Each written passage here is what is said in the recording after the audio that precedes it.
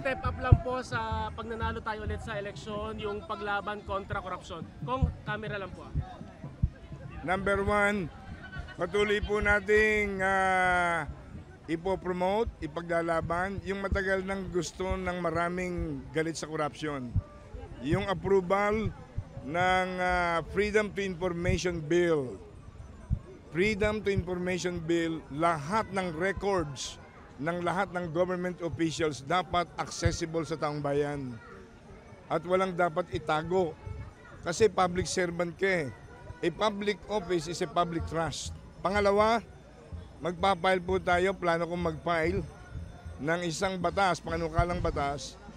Ang mga nasa government, kapag nahuling nagnakaw ng at least 100 million plus, dapat death penalty.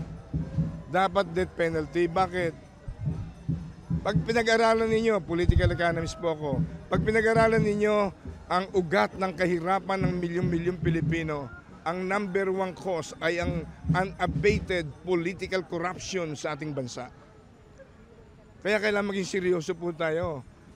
Ito po ang aking isa sa mga plano sa Sibak Party List. Pasensya na kayo. Ang heinous crime sa Bible, dapat death penalty. Pero dahil sa klase ng judiciary natin, marami pang mga corruption sa ating judicial system. Kawawa naman yung may hirap. Pag walang magaling na abogado, baka laging death penalty. Kaya generally, against tayo ngayon sa death penalty, except yung heinous crime, lalo na yung corruption, 100 million, mataas, kuminsan billion-billion ang ninanakaw. Ang katumbas nun ay kahirapan ng milyong-milyong Pilipino.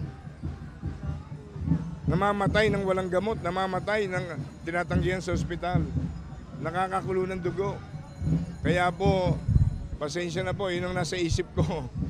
Magbigay ng panukalang batas, ang mga nasa government services na nakapagnakaw ng 100 million pataas ay dapat death penalty. Biblical po yan, I can prove it. Ayoko sana nun, pero kailan pa matatapos ang matinding kahirapan ng mamamayang Pilipino. So kung ibig sabihin mo expect na isulong mo yung death penalty, makaupo ko ulit, pero doon lang yan sa mga corrupt lang na officials? Plus some heinous crimes. Yung heinous crimes na nakalagay, very biblical naman yan eh. Kung hindi biblical yan, hindi ko isusulong yan. Ginahasa, pinatay ang asawa mo, anak mo, ninakawan ka pa, dapat nga rin tadtarin eh. Kaya, let's be realistic. Are we serious in fighting corruption? Ang Sibak kasi very serious, kaya lang kung hindi kami sa Kongreso eh. May mga kaibigan din tayo ron, pero tanggapin natin ang katotohanan. Maniwala tayo sa sinasabi ng ombudsman. Maniwala tayo sa sinasabi ni Mayor Magalong ng Baguio. Grabe at talagang grabe ang korupsyon. Kailan pa? Kaya yun po ang masasabi ko sa pangalan ng Sibak Party List. Sir, how about divorce and SOGI bill, sir? I-oppose pa rin po natin? Lahat ng oppose sa Diyos at gusto ni Satanas, i-oppose po natin. Mahal ng Diyos ang makasalanan. Mahal ng Diyos ang makasalanan. Ako, dati akong number 1 makasalanan. Aktivista radikal ako, atheist. 7 taon sa buhay ko, hindi ako naniniwala sa Diyos. Kinakalaban ko ang Diyos. Nakulong ako 2 beses nung Marcos martial law. Pagtatanggol sa mga manggagawa, magsasaka, mangingisda. Wala akong Diyos. Naaresto ako ng Diyos eh. Nakilala ko ang Diyos sa malalim at tamang paraan eh. Mahal ng Diyos ang lahat ng makasalanan. Pero galit ang Diyos sa kasalanan. Yung marami yung kaibigan na gay people, sinasabi nila sa akin, against same-sex marriage sila. Ayaw nilang maging Sodom and Gomorrah ang Pilipinas. Mga gay people to na matitino. Maraming gay people na matitino. Nagtagumpay sa kanilang propesyon. At ginagalang ko sila. Kahit yung hindi matitino, mahal ko ang kaluluwa nila. Ayaw kong itulak sila sa dagat-dagat ng apoy ng impyerno. Kaya yung divorce, meron namang legal separation, meron namang nullification of marriage, meron namang annulment of marriage. Bakit natin re-rebeldihan ng Diyos? Sabi ng Diyos sa Malakay 2:16, I hate divorce. Tapos lalabanan mo yung Diyos? Eh di sumpa ang darating sa'yo. Iwasan natin yung salitang divorce. Gawin natin, huwag tayong pumayag sa Las Vegas. Magpapakasal ngayon. Sa loob ng isang linggo, nagkaroon ng misunderstanding. Divorce agad. Ang pag-aasawa parang pagpapalit ng damit. Hindi na inyalintana ang kinabukasan ng mga bata, yung damdamin ng mga anak. Lumalaki silang walang parental authority. Lumalaki silang walang confidence. Kaya natutukso silang maging wayward na kabataan. Buuin natin ang ating bansa sa tamang paraan. Brother Eddie, paano po pinagtibay ng Civac Party List yung transparency tsaka accountability ng bawat ahensya ng gobyerno? Meron nga kaming nilalaban na freedom of information eh. Yung freedom of information, pag ikaw nasa public office is a public trust. Dapat, alam na ng lahat yung record mo. For the last 20 years ng buhay mo, gaano ang kabuhayan mo? After 20 years, bakit ka naging bilyonaryo? Ganon kasimple.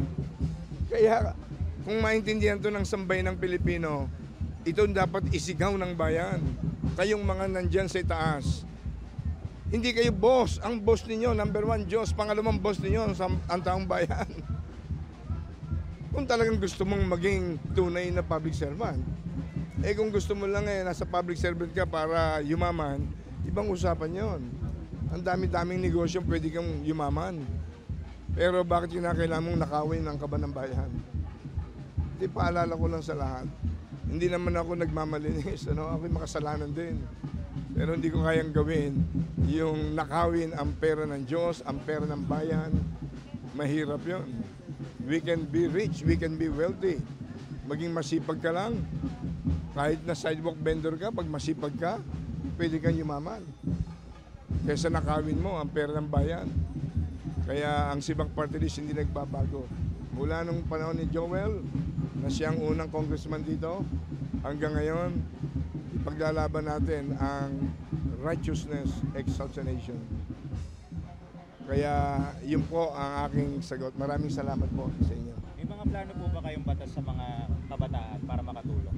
Of course, meron na tayong mga batas dyan eh. Pero kailangan pa natin, hindi lang sa education, yung mga kabataan na dapat magkaroon ng inspirasyon. Dapat bawat, siguro kung maaari, bawat barangay bawat bayan Kasi naipasa na namin yung pagbabalik ng good manners and right conduct. Inalis yan many years ago, inalis yan sa curriculum.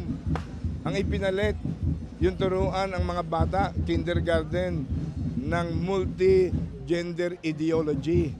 Paano ang pagsisex, paano nagkakasala, paano hindi, tamang sex, etc. Kindergarten, tuturuan hanggang 10th grade.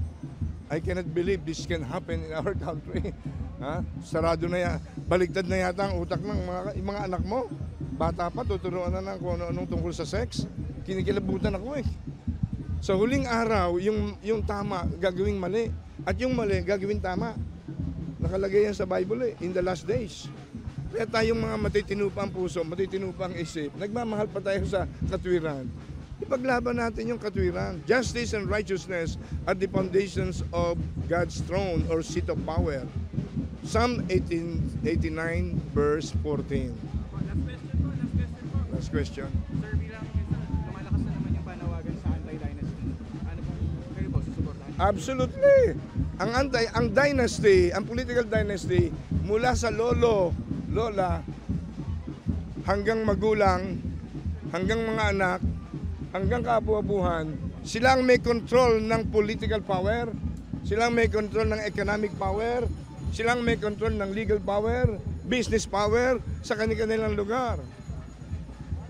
Yun ang ibig sabihin ng political dynasty. That is the connotation of political dynasty. Nagkapaliwanagan kami ni Maring Winnie nung unang panahon.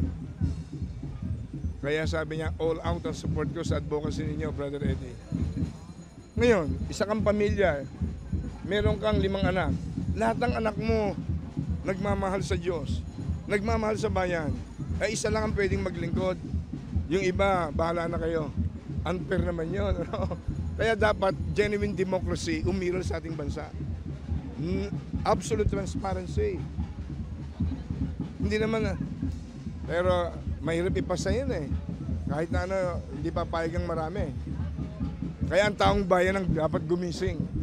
Kapag nagkaroon ng non-violent people's movement, demanding all government officials, especially the lawmakers, ipasa ang mga batas na napakahalaga in crafting the state, yung state crafting na tinatawag or nation building.